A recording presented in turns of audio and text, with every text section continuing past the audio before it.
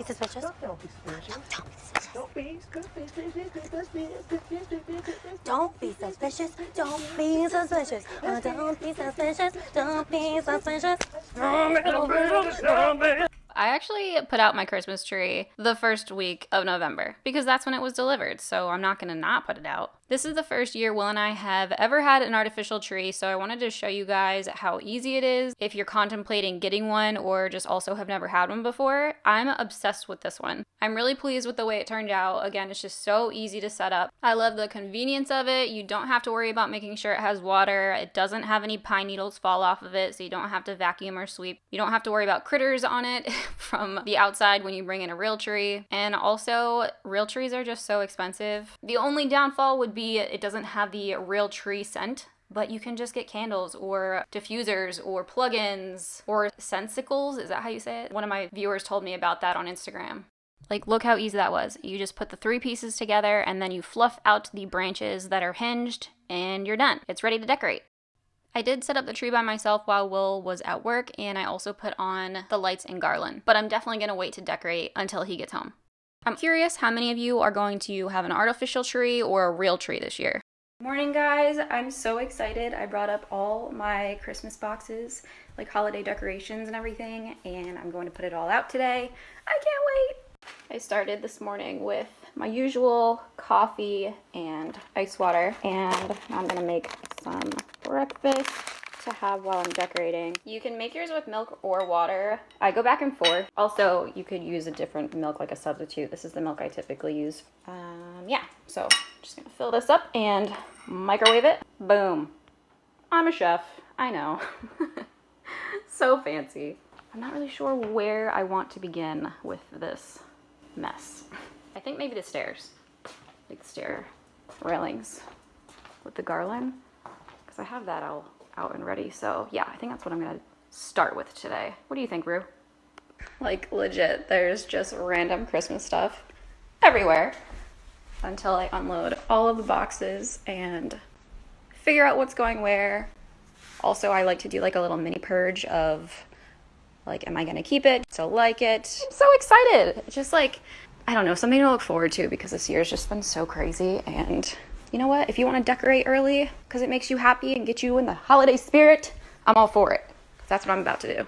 I'm going to get ready to do my garland, and I wanted to show you guys these extras that I typically use. So you're going to need something to secure the garland. I have this green, like leaf type texture wire here I'm going to be using this year, but I've used ribbon before, zip ties, whatever you can think of to secure it to the railing itself. And then I have these, which are from a craft store. They're called stems and picks, and basically it's just a mix of different style floral greenery that I'm going to use to help fill out my garland. I also use it in various places throughout the house.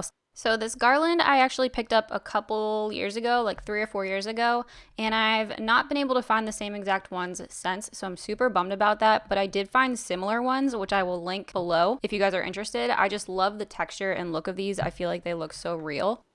This honestly took me a lot longer than I planned. I'm a bit of a holiday decor perfectionist. I redid this 3 times. So I'm just going to fast forward this version and do a little voiceover for you. So the final way that I ended up liking it was I started using a really like janky base. This is just from Walmart. It's the most generic, unrealistic looking, cheap style garland. It was, I think, $2 or $3. And again, I'll list everything down below if you guys want to shop or pick anything up or just learn more. But I'm going to use this as my base to work off of, and I'm using a mix of the wire and ribbon to secure this on each end and the center. After I eyeball that, I'm going to start to fluff these out. That's the key. You want to fluff out your garland to make it look super real. So fluff away. Then I just snipped right in the middle and re-secure these, cutting off any extra, which I end up using later to help hide any bald spots or areas that I secured, like the ribbon or metal or zip tie areas. Depending on how thick you want your garland to be and how big your staircase or area that you are putting garland on is, you may want to actually add 2 of the base layers. I'm just going to use 1 and start to build on top of that. So taking my more realistic garland, I'm going to again secure that in the same areas, top, bottom, and middle, and just place this right over top the base layer. And again, remember to fluff.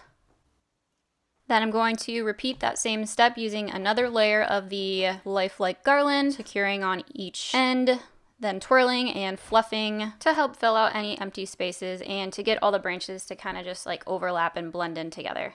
Once you have as many garland strands as you would like, you can then fill any other areas with those picks and stems that I showed you earlier. You can match up to the same type if you want, but I like to mix and match with cedar, pine, fir, and I also added some pine cones. Makes it look more lifelike with the different colors and textures added in. So here's what we have so far. There's a ton of different ways you can spice this up to go with whatever decor theme you prefer. If you want to add other style garland like beaded garland or ornaments, different style bows. I'm going to top mine off with 3 smaller size burlap bows. This is going to help hide that ribbon that I used to attach around the staircase railing. But you could do buffalo print, red, glitter, however you want. I did also follow those same steps on the other railing, just on the inside. So here is the finished look.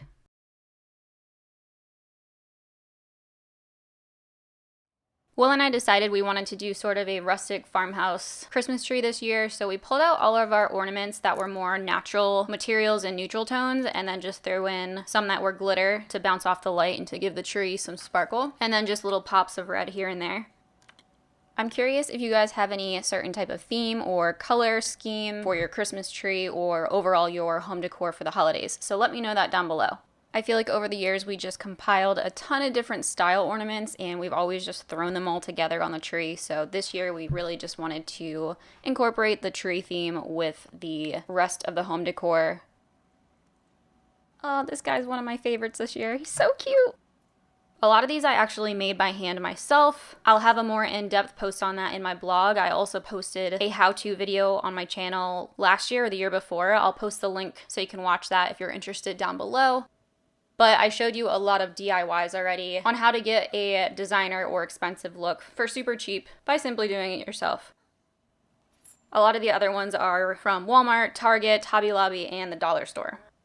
Will and I got some takeout from a local restaurant and I decided I wanted some wings, but I'm going to put you guys on the sauce. It's so good. If you're from Maryland, then you already know about it, I'm sure. But for those of you that aren't, all you do is take some honey and mix in some Old Bay seasoning, and it gives you the perfect, like, sweet and salty and a little bit of spice. It's so good. Definitely recommend trying.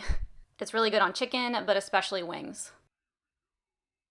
So a little bit of a change in plans. Will's actually not feeling great. He has a migraine, so we're gonna wait and decorate the tree tomorrow, but I wanna go over some recent clothes I picked up. I just saw a bunch of messages from you guys asking about sizing for this coat or jacket, so I wanna go over that really quick.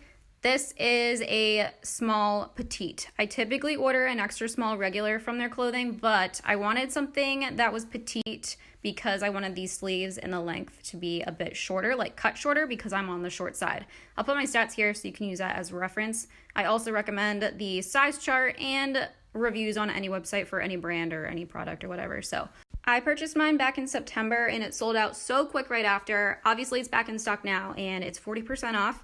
So I highly recommend picking up at least one of them. This is the tan. It comes in a bunch of different colors and I wanted to use it to like layer. I have a Sherpa and a tank top on underneath of this and I still have room. Just depends how you want it to fit. If you want it to be fitted or like this is like more dad-like, like boyfriend, you know, like loose. They also have their Sherpas on sale right now. I own a ton of them. Oh.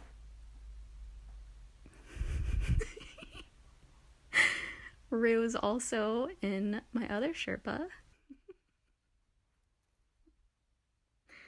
This is the extra small, which you can see fits like a normal sweatshirt would. If you want it to fit more like tunic style, like it covers your butt, then I would size up. So I would get a small if I wanted it to cover my butt, but to be like regular sweatshirt top style, I got the extra small, and it's still kind of like loose fitted or kind of like a little oversized, more like boxy, I guess. Yeah. I wear them all the time. I have like 6 different colors and patterns. I'm obsessed with them. Every time they go on sale, pretty much like this time of year I get one. So that's all for today. I hope you guys had a great day and you enjoyed this video. I would love it if you comment down below what type of content you're looking for in this year's Vlogmas. And make sure you are still subscribed. And I will see you guys tomorrow.